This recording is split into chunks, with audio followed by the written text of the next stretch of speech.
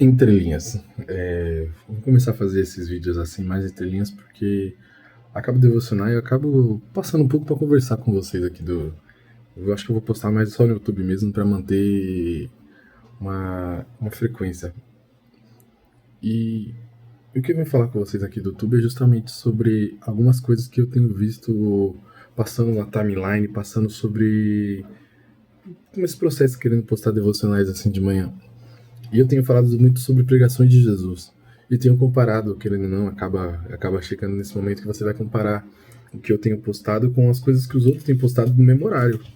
E algumas delas eu tenho até percebido que tem se tornado até um pouco preocupante acerca do que realmente é a palavra de Deus. Aquilo que realmente. Aquilo que nós devemos fazer, aquilo que devemos praticar. Eu não falo só de pregações devocionais, eu falo muito mais sobre cortes que o pessoal coloca de manhã e fala assim, tira de uma pregação que não, sendo bem sincero, não edifica em nada. Uma pregação que muito provavelmente não sei o que deu na cabeça do cara, o cara só queria agradar os corações dos homens e isso é perigoso. Porque as pregações de Jesus, a primeira pregação de Jesus que eu fiz aqui, postei aqui no YouTube, é justamente sobre uma pregação que Jesus olha e diz assim: arrependei-vos porque é chegado o reino dos céus. João Batista, ele começa no livro de Mateus também falando exatamente sobre isso. João Batista começa pegando e falando: arrependei-vos porque é chegado o reino dos céus no capítulo 3 no versículo 2 de Mateus. E o povo se chegava próximo de João Batista, e depois quando Jesus falou, e vocês creem que João Batista, ele era o que? Era enviado de Deus? E eles ficaram com vergonha porque sabiam que eram, mas se falassem, saberiam que não estavam acreditando em João um tempo atrás. Então, tem coisas que eu tenho visto nesses devocionais de manhã que é perigoso você acabar se guiando por pregações assim, porque, me desculpa, mas é como Pedro, como Judas, ele escreve no evangelho que escreveu Judas, evangelho que escreveu Judas não, mas no livro de Judas, ele escreve que pessoas que torcem a palavra de Deus para caberem, tipo, para justificarem os seus erros. E isso, desculpa, são falsos profetas, são pessoas que não fazem isso por engano, fazem por vontade própria. Você percebe que claramente o cara tá querendo pegar uma parte do versículo e para poder te massagear, deixar um clima tão ambientizado, um clima tão calminho, tão na ambientação que, que que a palavra de Deus é perdida dentro do templo. A Bíblia parece que tá só de enfeite ali no momento. Porque fala que você é o centro, que tudo que você deseja, que você pensa, que você pode fazer, vai acontecer. Em algum momento vai acontecer tudo que você sonhou e que você tem orado. E não vai acontecer. Tem momentos que Deus vai rejeitar suas orações, tem momentos que as coisas não vão acontecer como você quer, e bem, graças a Deus que não acontece como os homens desejam, e sim como a vontade de Deus seja feita. Assim como Jesus uma vez orou e falou: Senhor, se possível, aparta de mim esse cálice. Mas nem do próprio filho ele apartou, quanto mais de nós. Então, é perigoso começarmos essa manhã, mas começarmos amanhã com a palavra de Jesus mesmo, porque esse é o pão de cada dia, ele é o pão da vida. Então, eu acredito que começar amanhã falando sobre as passagens de Jesus vai ser edificante para mim. Talvez alguma pessoa só clique e passe direto pelos vídeos. E se uma pessoa parar para assistir, para mim já tá ótimo. Que Deus continue abençoando. Mas é justamente isso, é edificante para mim.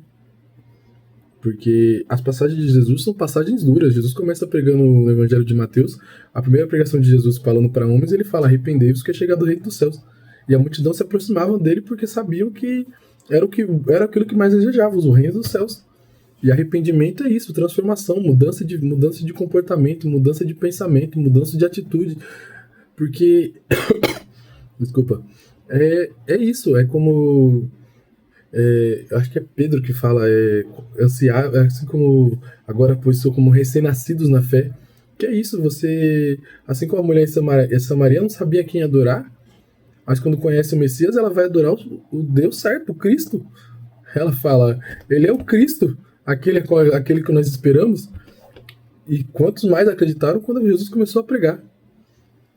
Então, as passagens de Jesus, as pregações de Jesus não podem ser perdidas e não podem ser, como eu posso dizer, para ficar mais claro,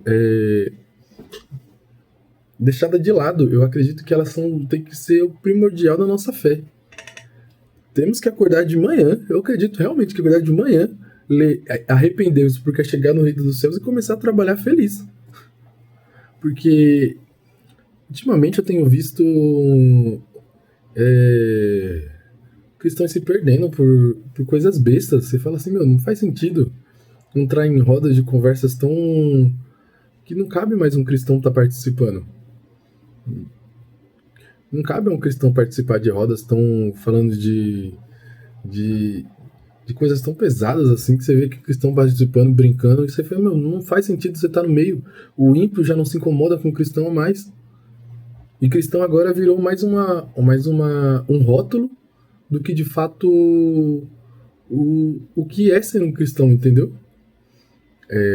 Cristão virou modismo. Enquanto os primeiros cristãos, por dizerem que serem cristão, eram presos, jogados dentro da arena e mortos. Crucificados eram considerados os cristãos. Tem até aquele filme, o Gladiador fala, tem um cena do Gladiador que realmente demonstra. A crucificação é para os prendidos mais perigosos e para os cristãos. Então,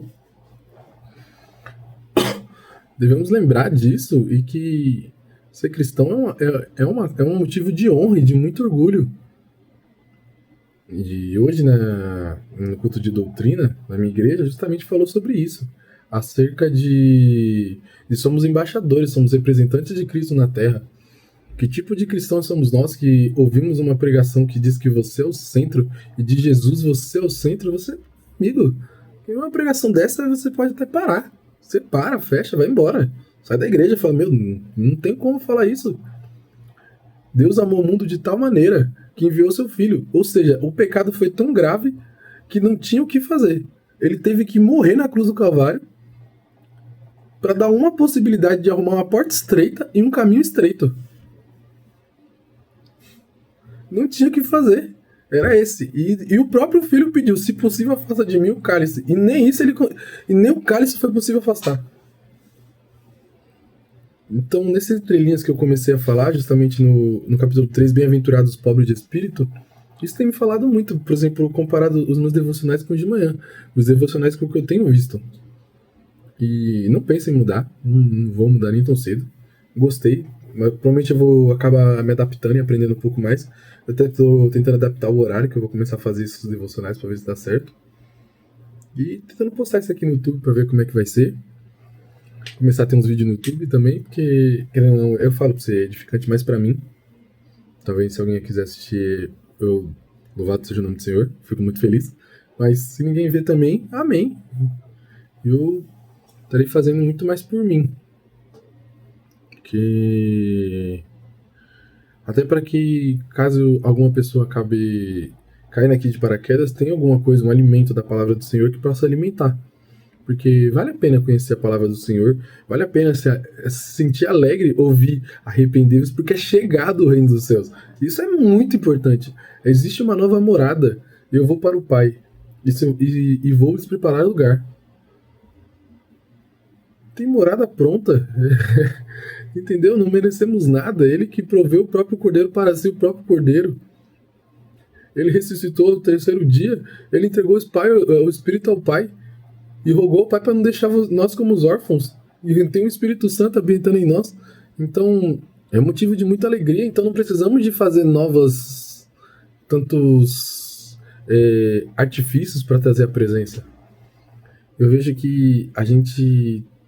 Eu gosto muito de Jonathan Carlos quando ele pega e diz que a gente está fazendo muito... Parece culto de Baal. A gente pega, faz tambor, faz fumaça, sei lá. Eu não tenho nada contra a parede preta, pelo amor de Deus. A parede no fundo aqui do quarto é preta. Mas pinta a parede preta, joga telão, faz tudo. E não consegue sentir a presença de Deus da mesma forma que os primeiros sentiam. E todos foram cheios do Espírito Santo. É isso que nós estamos perdendo. E essa manhã, toda manhã que a gente começa amanhã pensando, Cara, eu não merecia nada. Eu trabalho porque o Senhor me permitiu, eu levanto porque o Senhor me permitiu. Se eu receber salário foi porque o Senhor me permitiu. Se eu não receber salário, o Senhor me permitiu. E louvado seja o nome do Senhor, porque o meu lugar não é aqui. O seu lugar não é aí. O seu lugar não é aqui na Terra. E é muito importante nós entendermos isso. Que é muito fácil aprender essas coisas aqui nessa Terra.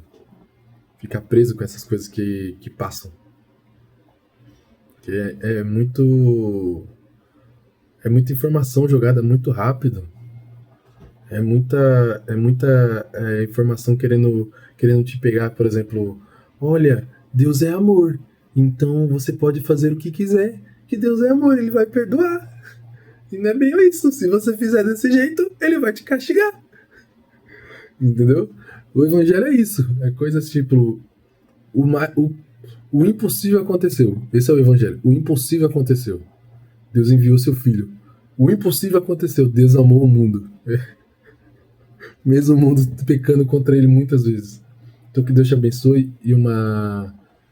É isso que eu queria falar. Que Deus abençoe vocês. Até a próxima.